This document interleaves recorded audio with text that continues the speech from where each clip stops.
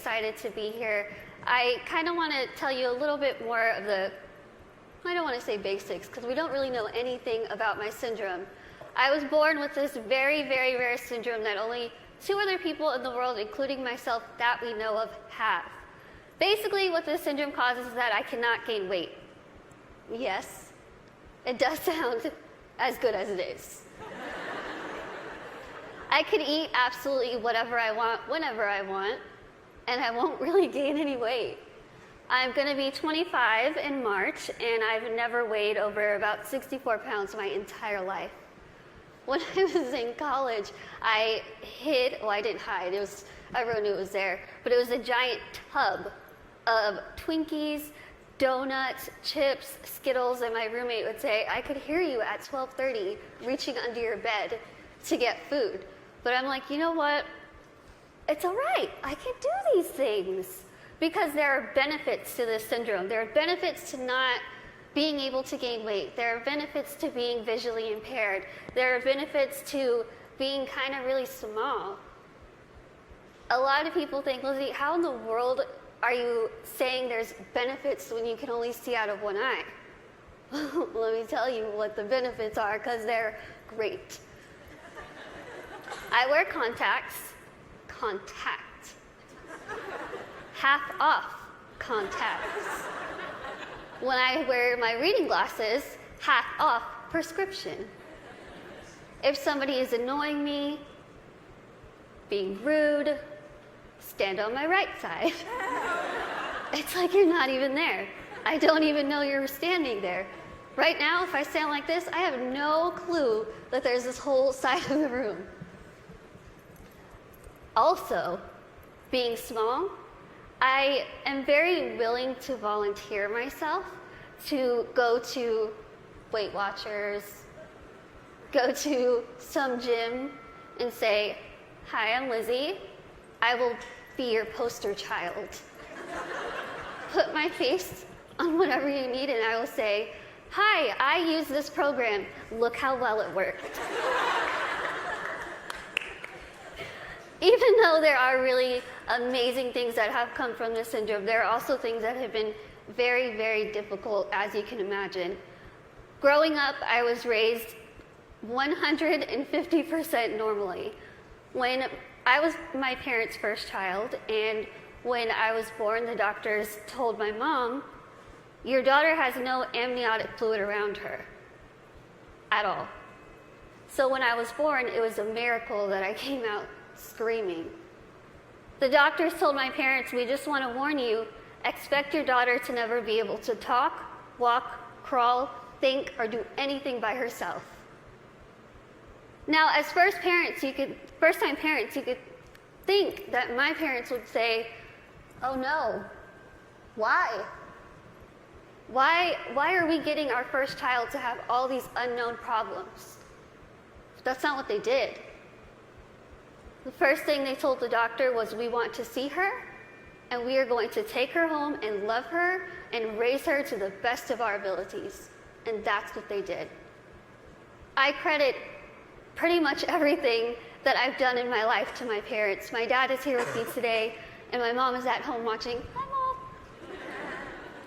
She's recovering from a surgery, and she has been the glue that's held our family together and giving me the strength to see that she's going through so much, but she has this fighting spirit that she's instilled in me, that I have so proudly been able to stand in front of people and say, you know what, I've had a really difficult life, but that's okay.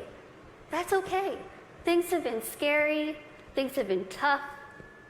One of the biggest things that I had to deal with growing up was something that I'm pretty sure every single one of us in this room has dealt with before. Can you guess what that is? Starts with a B. Can you guys guess it? Boys. Bullying. I know what y'all are thinking. I should have come. Why couldn't I sit here with them?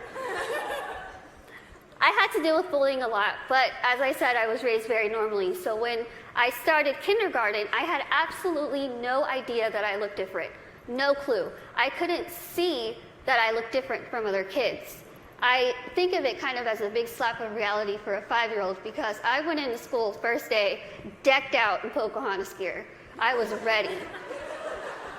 I went in with my backpack that looked like a turtle shell because it was bigger than me. And I walked up to a little girl, I smiled at her. She looked up at me like I was a monster, like I was the scariest thing she'd ever seen in her life. My first reaction was, she is really rude.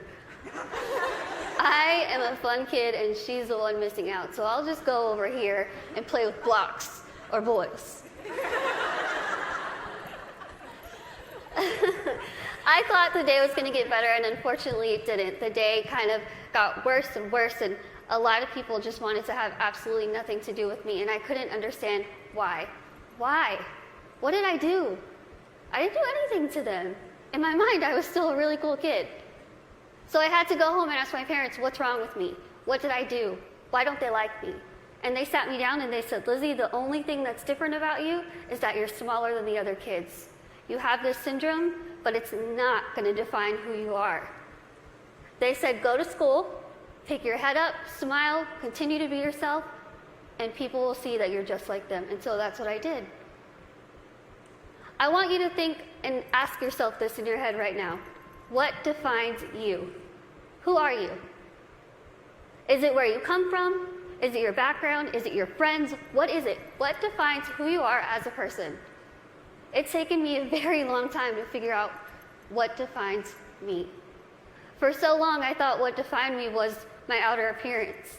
I thought that my little tiny legs and my little arms and my little face was ugly. I thought it was disgusting. I hated when I would wake up in the morning and I was going to middle school and looking in the mirror, getting ready and thinking, can I just scrub this syndrome off? It would make my life so much easier if I could just scrub it off. I could look like the other kids. I wouldn't have to buy clothes that had Dora the Explorer on it. I wouldn't have to buy stuff that was bedazzled when I was trying to be like the cool kids. I would wish and pray and hope and do whatever I could to pray that I would wake up in the morning and I would be different and I wouldn't have to deal with these struggles. It's what I wanted every single day, and every single day I was disappointed. I have an amazing, amazing support system around me who never pity me, who are there to pick me up if I'm sad, who are there to laugh with me during the good times, and they taught me that even though I have this syndrome, even though things are hard, I can't let that define me. My life was put into my hands, just like your lives are put into yours.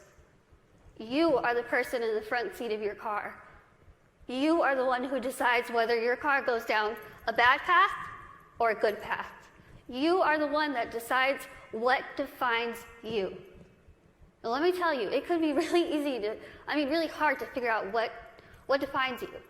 Because there are times where I would just get so annoyed and frustrated, and I don't care what defines me. When I was in high school, I found a video, unfortunately, that somebody posted of me, labeling me the world's ugliest woman. There were over 4 million views to this video, 8 seconds long, no sound, thousands of comments. People saying, Lizzie, please just do a world a favor, put a gun to your head and kill yourself. Think about that. If people told you that, strangers told you this. I cried my eyes out, of course, and I was ready to kind of fight back, and something kind of clicked in my head, and I thought, I'm just going to leave it alone. I kind of started realizing that my life is in my hands. I could either choose to make this really good, or I can choose to make this really bad. I could either be grateful and open my eyes and realize the things that I do have and make those the things that define me. I can't see out of one eye, but I can see out of the other. I might get sick a lot, but I have really nice hair. Thanks. You guys are like the best little section right here. I lose my train of thought. Okay, where was I? Hair. Okay, thinking. Okay, so I could either choose to be happy or I could choose to kind of be upset with what I have and still kind of complain about it. But then I started realizing, am I going to let the people who called me a monster define me? Am I going to let the people who said kill it with fire define me? No. I'm going to let my goals and my success and my accomplishments be the things that define me, not my outer appearance, not the fact that I'm visually impaired, not the fact that I have this syndrome that nobody knows what it is. So I told myself I'm going to work my butt off and do whatever I could to make myself better, because in my mind, the best way that I could get back at all those people who made fun of me, who teased me, who called me ugly, who called me a monster, was to make myself better and to show them, you know what? Tell me those negative things, I'm going to turn them around, and I'm going to use them as a ladder to climb up to my goals. That's what I did. I told myself I wanted to be a motivational speaker, I want to write a book, graduate college, have my own family, my own career. 8 years later, I'm standing in front of you, still doing motivational speaking. First thing, I accomplished it. I wanted to write a book. In a couple weeks, I will be submitting the manuscript for my third book.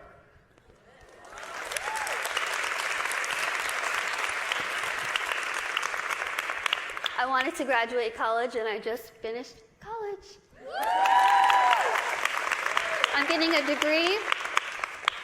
degree in communication studies from Texas State University in San Marcos, and I have a minor in English. I really tried to use real life experience while I was getting my degree, and my professors were not having it. But I wanted to have, lastly, my own family and my own career, and the family part is kind of down the line.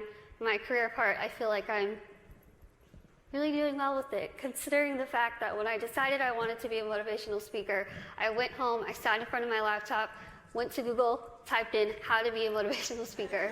I'm not even joking. I worked my butt off. I used the people who were telling me that I couldn't do this to motivate me. I used their negativity to light my fire to keep going. Use that. Use that. Use that negativity that you have in your life to make yourself better, because I guarantee you, you will win. Now, I want to end with asking you again. I want you to leave here and ask yourself what defines you. But remember, brave starts here. Thank you.